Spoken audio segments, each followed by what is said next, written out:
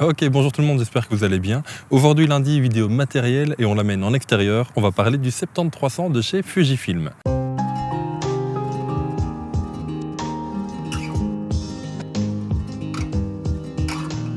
C'est une optique que m'a prêté Fujifilm Belgique, alors un tout grand merci à eux. Je l'ai maintenant depuis un peu plus de 2 semaines et j'ai pu le tester parmi pas mal de randos et de sorties. C'est un objectif qui est vachement pratique pour moi parce qu'il va venir compléter mon 10-24 et mon 16-80 et du coup m'offrir ainsi un trio d'objectifs capable de couvrir en fait toutes les possibilités différentes. Ici on se retrouve au-dessus d'un terri en plein milieu de ma ville préférée, Charleroi, de façon à pouvoir choper quelques petits éléments d'une plutôt grande scène qui s'offre à nous. Alors 70-300 sur APS-C, ça donne ceci à 70. Et ça donne ceci à 300.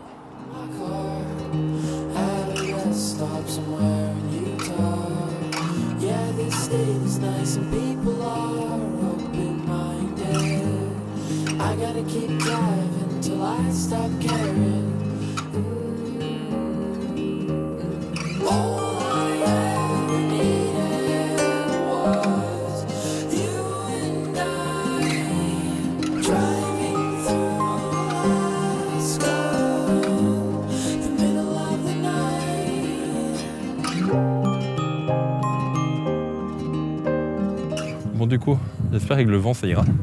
On a bougé de spot, on a monté un tout peu plus sur le terri, tu l'entends, je suis essoufflé, de façon à aller shooter d'un peu plus haut et avoir un point de vue un peu différent. Ce que j'aime beaucoup en tout cas avec un téléobjectif, que ce soit ce 70-300 ou un autre, c'est le fait de pouvoir isoler des scènes dans un grand panorama comme celui-ci. Ici donc on est vraiment au sommet d'un terri, donc on a un panorama qui est à 360 degrés. Et avec un tel objectif, on peut vraiment aller isoler chaque scène. Il y a tous les petits détails qui forment du coup des images bien mieux travaillées, bien plus travaillées en tout cas. Et si jamais le sujet t'intéresse, on a déjà fait une vidéo qui doit s'afficher ici au-dessus et qui sera en lien en description. Alors effectivement, sur cet objectif, le 70-300, l'ouverture est variable de f4 jusqu'à f5.6 à 300 mm. Effectivement, c'est un peu dommage au regard des 2 premiers objectifs avec lesquels je l'associe, qui ont une ouverture constante à f4. Mais d'un autre côté, ça permet d'avoir un objectif assez compact, sans le pare-soleil, il est assez petit. Et dans tous les cas, c'est un trio d'objectifs que j'utilise beaucoup en paysage, en tout cas beaucoup pour des poses longues, bref, beaucoup de photos où je vais fermer le diaph dans tous les cas. Je vais rarement l'utiliser à pleine ouverture, je vais souvent le fermer à 5.6 justement, ou à f8 voire f11. Donc ne pas avoir une grande ouverture, je suis prêt à le sacrifier parce que il est compact et il reste assez léger malgré tout. Donc c'est pas trop grave. Si j'avais voulu une ouverture constante, je me serais dirigé vers le 50-140 2.8. Et dans ce cas-là, effectivement, le prix est un peu plus élevé et il est surtout beaucoup plus lourd et beaucoup moins compact. Et surtout, il a une gamme focale, un range focal qui est beaucoup moins étendu au final. Alors au niveau de sa construction, évidemment, il est super bon, il est WR, donc il est résistant aux intempéries, il est stabilisé. On a un bouton lock de façon à verrouiller, si j'active c'est mieux, à verrouiller la bague de zoom pour pas qu'il s'allonge dans le sac ou lorsque vous allez le porter n'offusque en bandoulière, ce que je déteste faire, mais je le porte souvent en peak design en capture, donc sur l'épaule, et là il ne s'allongera pas, donc ça c'est vraiment bien. On va retrouver une bague de diaphragme qui n'est pas marquée, vu que c'est une ouverture variable. Dans l'ordre, bague de diaphragme, bague de zoom qui est très grosse et bague de mise au point. La bague de mise au point est, je trouve, un tout petit peu petite. Au final, c'est pas très grave. Parlons un peu mise au point, justement. Quelle belle transition. On a effectivement une mise au point et c'est un problème qui a déjà été levé notamment par les guides Fujifilm. On a une mise au point qui se perd lorsqu'on va zoomer et dézoomer. Si par exemple, je prends une photo à 70 mm et que je vais à fond de flux à 300 mm, la mise au point est perdue pendant 2 secondes. Seulement, l'autofocus est hyper rapide. Donc, cette perte de mise au point est dérangeante en vidéo, si vous zoomez durant la vidéo, mais en photo, je trouve que ça ne pose aucun problème, vu qu'à 70 mm, je fais une photo, je zoome à 300, je perds la mise au point 1 seconde, voire peut-être 2 dans le pire des cas, et l'autofocus raccroche tout de suite. Donc, je ne vois aucun problème. En vidéo, moi, ça n'est pas mon cas, mais pour les personnes qui s'amusent à zoomer et dézoomer durant une séquence vidéo, là, ça pourrait poser problème. Mais je ne fais pas ça non plus. Je vous donne un exemple du coup. Ici, je filme avec le X-T4. Je vais mettre à 70 mm. Lorsque je vais zoomer, même progressivement à 300, on voit que la F lâche de temps en temps, mais reprend très vite derrière. Donc c'est ce petit problème dont je vous parlais. Là, ça se voit encore plus fort en dézoomant, j'ai l'impression. C'est ce petit problème dont je vous parlais. Ça peut poser problème si tu zoomes et dézoomes pendant une séquence vidéo. Mais à part ça, en fait, l'autofocus est tellement rapide et accroche tellement vite que cette petite paire d'autofocus va en général pas poser problème à la plupart des utilisations. En photo, ça posait aucun problème, parce que le temps que tu te rendes compte, il va raccrocher. Par contre, en vidéo, ça dépendra de votre utilisation. Si lors d'une même séquence, vous zoomez et dézoomez, si vous jouez entre 70 et 300 mm, effectivement, la paire de focus va se marquer fortement à l'image.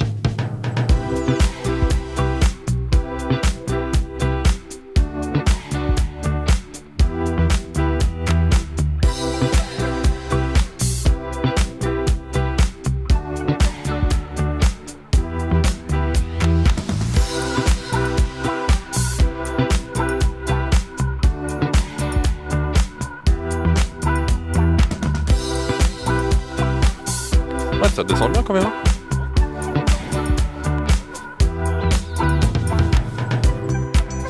Ok, point de vue plutôt sympa ici.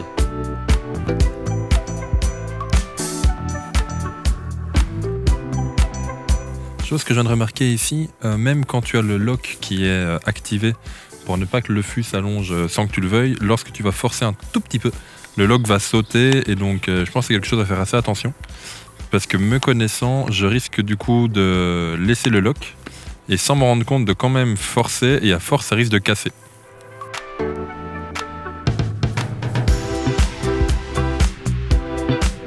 Bon, on continue le tour ? Allez alors. On va tester un petit peu du coup les possibilités à 300 mm d'avoir du flou d'arrière-plan, même en ouvrant un 5.6, et un petit peu les capacités de proxy. Je sais pas très bien, je le mettrai ici en dessous de la vidéo, mais je sais pas très bien à quelle distance il fait la mise au point minimale. Mais je pense qu'il y a quand même moyen d'avoir du beau flou d'arrière-plan avec ça.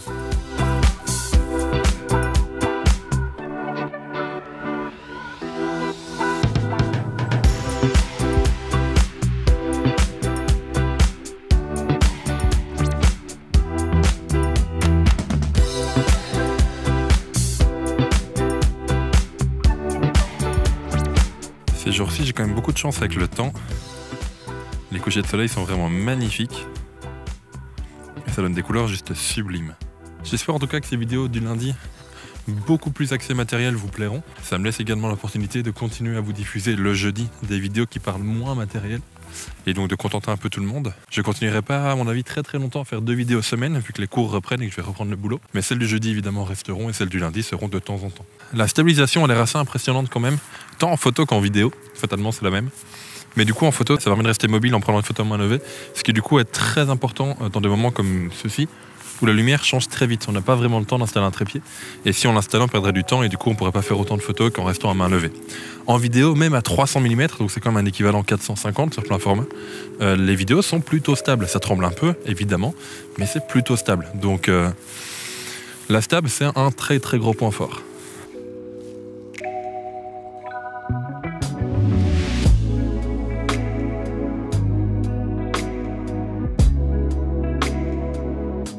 Bon, on est revenu au point de départ pour terminer cette vidéo. J'espère qu'elle vous aura plu. Ici, en partant, on a vu du coup que le soleil tapait bien sur les usines et sur les arbres qui sont derrière. Donc, je vais te faire quelques photos, histoire de profiter de cette lumière-là.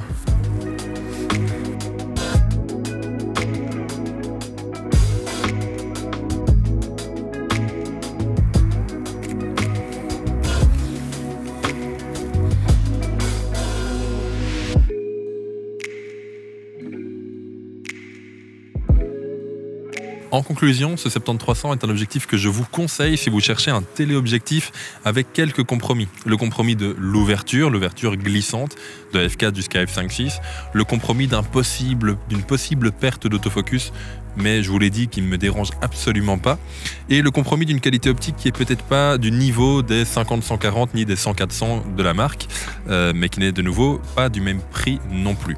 Ce 70-300, je vous l'ai dit, moi il va vraiment faire partie de mon sac. C'est vraiment l'objectif, le téléobjectif qui va m'accompagner sur mon X-T4 pour des photos de paysages notamment. Mais vu que c'est une focale que je ne vais pas utiliser non-stop, ça va être je pense la focale que je vais utiliser le moins dans mon sac, entre le 10-24, 16-80 et 70-300. Je suis prêt à avoir quelques compromis sur ce téléobjectif qui, malgré ces tout petits défauts dont je viens de vous parler, offre une qualité optique qui est vraiment très bonne et qui d'un aspect général est super bon. Si je devais lui mettre une cote, il serait à 8,5 voire peut-être même 9 sur 10 parce qu'il est vraiment excellent. Niveau qualité optique, autofocus, en plus il pique bien.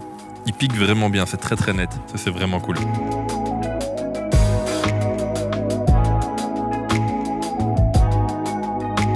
Bref, j'espère que vous aurez aimé cette vidéo. Si c'est le cas, n'hésitez pas à laisser un j'aime, un commentaire et pourquoi pas à vous abonner si c'est pas encore fait. On s'approche tout doucement des 23 000 abonnés, ça va être cool ça. Nous on se donne rendez-vous du coup ce jeudi à 18 h pour une nouvelle vidéo. Petit teaser, vous allez voir beaucoup d'images. Beaucoup. Et pas toujours très bonnes d'ailleurs. Vous verrez bien jeudi à 18 h. En attendant, sortez, faites des photos, faites des vidéos, mais surtout faites ce que vous aimez, c'est plus important. Et puis à la prochaine tout le monde. Ciao.